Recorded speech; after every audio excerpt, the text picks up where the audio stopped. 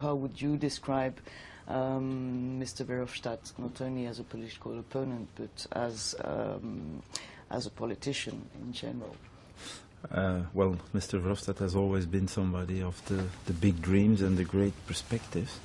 And there is, of course, nothing wrong with that. But I think at the moment the European Union needs action on several topics, and not action within a year or 2 years or 3 years, but action now in the coming months. He's an extremely voluntaristic guy. He's always going the full Monty, as they say, since that famous movie. He always pushes, he always wants more, and that makes him very likable.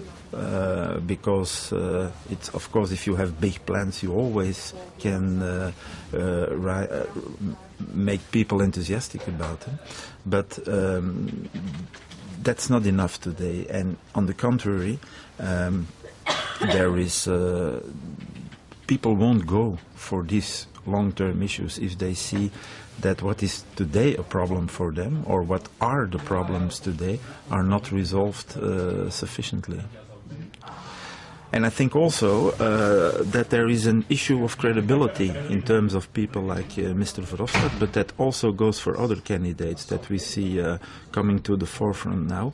And I want to focus there on the monetary union itself, because if you've been head of government for 8 years between 1999 and 2007, which means the golden years of the monetary union, and you didn't do very much to get that monetary union on a better and more efficient footing, it's hard to have really credibility today by saying that now you know the way to do it. What changed then in these few years? You almost were for the standstill in the years when things could have changed rather silently and without too much fuss in terms of financial markets being very sensitive and things like that. Nothing was done. We had the Stability Pact, and the characteristic of the Stability Pact was that nobody obeyed it. So that's something to be proud of. And the second thing in terms of credibility that I think is quite important is that we have that Greek issue, where everybody admits now, and amongst others the Belgian Minister of Finance during those days, that everybody knew the Greek data were false. So let's be reasonable. We have a huge turmoil. We had, and still to some extent have, a huge turmoil in that monetary union, in which the problems, the issues of Greece play an important role. And now we have to hear from some of these people, government leaders of that era, that everybody knew Greek was falsifying its data.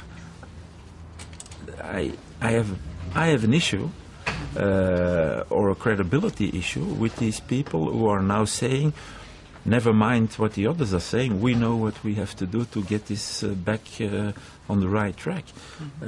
If you have that kind of background in those years with respect to that monetary union, there's a problem of credibility. Mm-hmm. I would certainly also like to see what is fraction in the European Parliament is now really standing for, because I think it's quite important that you have, especially among the group that you represent in that European Parliament, a coherent view on what you want to do. And going back to the issue of the monetary union, which, by the way, I think is still the issue that's on the table of everybody who has a positive view on Europe, we need an explanation from the part of Mr. Verhofstadt whether his group stands for Eurobonds or not. I mean, he himself is shouting at the top of his lungs that we need Eurobonds tomorrow. As a matter of fact, we needed them yesterday. But then again, I hear, for example, the Dutch liberals, who are arguing all the time, Eurobonds, no way.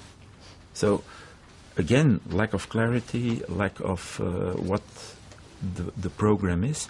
And for me, that's the bottom line.